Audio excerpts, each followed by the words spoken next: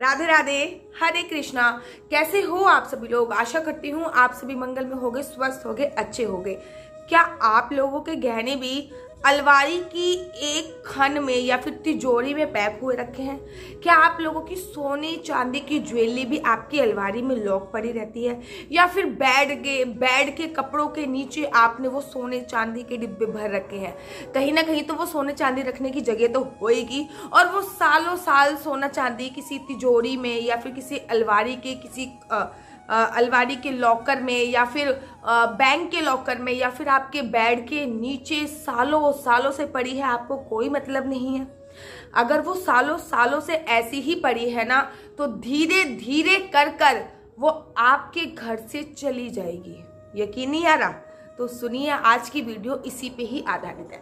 अगर आपकी भी गहने, आपकी भी ज्वेलरी अगर किसी अलमारी के एक कोने में पड़ी हुई है या फिर बेड के एक कोने में पड़ी हुई है, आप उसको 2-2, 3-3, 4-4 साल तक यूज ही नहीं करते हैं, तो आपको सावधान होने की आवश्यकता है। मैं आपसे ये नहीं कह रही कि आप बहुत सारे गहने पहन के इधर उधर घूमना चालू कर दीजिए। आज के टाइम पे तो बिल्कुल भी सेफ नहीं है, लेकिन उनको आपको महीने में जितनी भी ज्वेलरी है, चाहे वो गोल्ड की हो, चाहे वो सिल्वर की हो, चाहे वो यूज्ड हो, चाहे वो अनयूज्ड हो, आपको उनको कम से कम 3 महीने में, साल में 4 बार तो ऐसा टाइम आना ही चाहिए जिनको आपको निकालना होता है। निकालने के बाद क्या करना होता है उस पर भी मैं पूरी डिटेल में वीडियो बनाऊंगी, लेकिन साल में 4 बार आपको वो ज्वेलरी अवश्य निकालनी है। कोशिश कीजिए कि जब वो ज्वेलरी आप निकाल रहे हैं, क्यों निकालनी है ये भी बताऊंगी। कोशिश कीजिए कि बैंक के लॉकर में है तो फिर क्या करें, उसका उपाय भी मैं आपको बताऊंगी, उसका सोल्यूशन भी मैं आपको बताऊंगी। लेकिन क्यों निकालनी है? जब भी आप निकालें तो कोशिश कीजिए कि पूर्णमासी वाले दिन निकालें, क्योंकि पूर्णमासी को भगवान विष्णु और माता लक्ष्मी को समर्पित किया जाता है। और पूर्णमासी वाले दिन बोला जाता है कि सोने में साक्षात भगवान विष्णु का वास होता है, माँ लक्ष्मी को सोना अत्यधिक प्रिय होता है, तो उसको चार्ज करना जरूर और आवश्यक है। ये नहीं कि आपने एक बार आप ज्वेलरी लेने के लिए गए, आपने वो पहनी और पहन के बस अब सालों साल के लिए वहां पे रखी हुई है, ऐसा नहीं है। अगर आपके पास भी बहुत सारी अंगूठियां हैं तो बदल बदल के आप वो रिंग पहनते रहिए। आपके पास भी कड़े बहुत सारे हैं तो बदल बदल के आप वो कड़े पहनते रहिए। मंगलसूत्र, वैसे तो मैं हमेशा कहती हूँ कि मंगलसूत्र ज्यादा नहीं खरीदने चाहिए, जितना कम मंगलसूत्र होगा आपके पास वो भी अच्छा होगा। और एक चीज और मैं आप लोगों को बता दूं, आप लोगों को अपना मंगलसूत्र किसी के साथ शेयर नहीं करना चाहिए। शेयरिंग का मेरा अर्थ है जैसे कि कोई भी ज्वेलरी मैंने पहनी और अगर मेरे पास बहुत सारी ज्वेलरी है तो वो मैंने अपनी सास को या फिर नंद को, जिठानी को, बेस्ट फ्रेंड को, मम्मा को, किसी को भी पहनने के लिए दे दी कि मम्मा ये ज्वेलरी आप पहन लो। आप कोई भी ज्वेलरी पहनने के लिए दे सकते हैं, लेकिन आपकी जो सुहाग की निकानी है मंगलसूत्र, वो ना तो आप अपनी सास को पहनने के लिए दीजिए, ना अपनी बेस्ट फ्रेंड को पहनने के लिए दीजिए, ना किसी को भी आपको पहनने के लिए नहीं देना है। कोशिश कीजिए कि मंगलसूत्र आपके पास ज्यादा ना हो, 1 या 2 मंगलसूत्र हो, उससे ज्यादा ना हो, और उसी को आप बदल बदल के पहनते रहिए। और मंगलसूत्र को भी चार्ज करना बहुत ज्यादा आवश्यक होता है। वैसे तो मंगलसूत्र अपने आप में ही इतना पवित्र, इतना धार्मिक, इतना पवित्र है कि उसको चार्ज भी ना करो तब भी गले में पहने पहले ज्वेलरी चार्ज हो जाएगी। लेकिन अगर आप सारी ज्वेलरी चार्ज कर रहे हो, मैंने कहा ना, जो आपके घर के बाहर स्वास्तिक बना हुआ है, आपका मंदिर जो होता है, टाइम टाइम पे उसकी सफाई भी करते हो ना, घर की डीप क्लीनिंग करते हो, टाइम टाइम पे मंदिर की सफाई करते हो, घर के बाहर जो आपका स्वास्तिक बना है, ओम बना है, उनको समय समय पे चार्ज करते हो, अपनी बॉडी को चार्ज करने के लिए कुछ ना कुछ इंटेक करते हो, फास्ट रखते हो, ठीक उसी प्रकार से आपको अपने घर की जो ज्वेलरी है उसको भी चार्ज करना चाहिए, जिससे वो दिन दुगनी रात चौगनी तरक्की करता है। और अगर आपकी ज्वेलरी सालों साल से बेड पे या फिर अलमारी में पड़ी हुई है तो आपको सावधान होने की आवश्यकता है।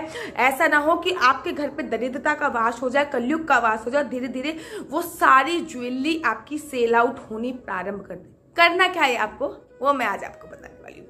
आपको जो भी आपकी ज्वेलरी बेड में रखी हुई है, बहुत सारी माताओं बहनों की ज्वेलरी बेड में रखी होती है, किसी की अलमारी में रखी होती है, तो आपको उसको पूर्णमासी वाले दिन निकालना है।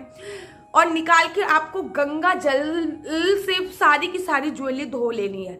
अगर आप धो नहीं सकते कि भैया उसकी चमक चली जाएगी, साइन चली जाएगी, तो फिर एक स्प्रे बोतल में गंगा जल भर के उसमें आपको स्प्रे मार लेना है, मतलब स्प्रे मार देना है। अपने मंदिर के सामने रख दीजिए। फ्लैट एरिया में रहते हो तो धूप में भी रख सकते हो, छत पे भी धूप में रख सकते हो। अगर धूप में रखना सेफ है तो आप इसको धूप में भी रख सकते हो, क्योंकि धूप में सबसे पहले सबसे ज्यादा चीजें चार्ज होती है। ठीक है, अक्षय तृतीया वाले दिन तो ज्वेलरी को जरूर और जरूर धूप में रखना चाहिए। पूर्णमासी वाले दिन आपको गोल्ड की ज्वेलरी कुछ टाइम के लिए धूप में जरूर रखना चाहिए। अगर आप धूप में रखना अनसेफ समझ रहे हो कि सेफ नहीं है भाई, अब कोई ले जाए, हम क्या पता चलने वाला है, तो फिर आप मंदिर के पास रख दीजिए। उसको गंगा जल का स्प्रे मार दीजिए, उसमें गंगा जल का छिड़काव कर दीजिए। हल्दी, रोली, कुमकुम उसमें अवश्य लगाइए। और लगाने के बाद उसको कुछ देर के लिए मंदिर के पास रख लीजिए। और फिर मंदिर के पास रखने के बाद उसको 1 घंटे के लिए, आधे घंटे के लिए उस ज्वेलरी को धारण कर लीजिए, पहन लीजिए, स्वतः पहन लीजिए। पहनने के बाद फिर आप उसको लॉकर में रख सकते हैं। अब जो आपके बैंक में लॉकर रखा हुआ है, सबकी तो घर पे नहीं होती ना, बहुत सारे लोगों की बैंक में भी होती है। तो भैया दीदी अब बैंक में है तो क्या करें, तो फिर आप 3 महीने में, 6 महीने में, 3 महीने में या 6 महीने में बैंक में भी जाइए। और बैंक में जाने के बाद अपने साथ एक इत्र की बोतल या फिर एक स्प्रे बोतल लेके जाइए। स्प्रे बोतल में भी आपको गुलाब जल थोड़ा सा डाल लेना है, थोड़ा सा गंगा जल डाल लेना है, थोड़ी सी हल्दी डाल देनी है, थोड़ी सी रोली डाल देनी है, उसको मिक्स कर देना। और उसका भी स्प्रे अपनी सारी ज्वेलरी, जितनी भी ज्वेलरी है, उस ज्वेलरी पे करके आना है। इस बात का भी आपको विशेष ध्यान रखना है। कहते हैं अगर हम ज्वेलरी को चार्ज करते हैं तो विष्णु भगवान के साथ साथ माँ लक्ष्मी की कृपा भी हम पे बरसती है, और जो हमारी ज्वेलरी थोड़ी सी है वो बहुत सारी हो जाती है। और अगर हम इसको समय समय पे चार्ज नहीं करते हैं, हमारे गहने, बरसों पुराने गहने अलमारी में, तिजोरी में बंद पड़े हुए हैं और हमें उनका कोई भी होश नहीं है, तो वो धीरे धीरे उसकी समृद्धि कम होती चली जाती है। इसलिए अपने गहनों को समय समय पर चार्ज करना बहुत ज्यादा आवश्यक है।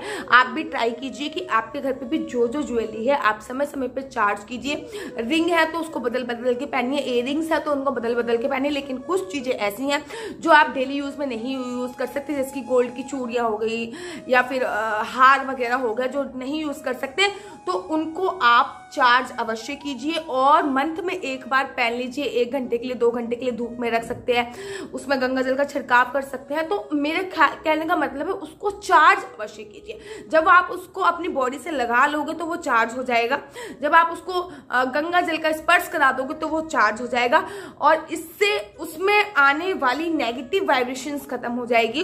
इससे उनको भी लगेगा कि हाँ मैं चार्ज हो गया हूं। इससे उसमें कलयुग का वास किसी भी तरीके से नहीं आएगा। आशा करती हूँ आपको मेरी वीडियो अच्छी लगती होगी।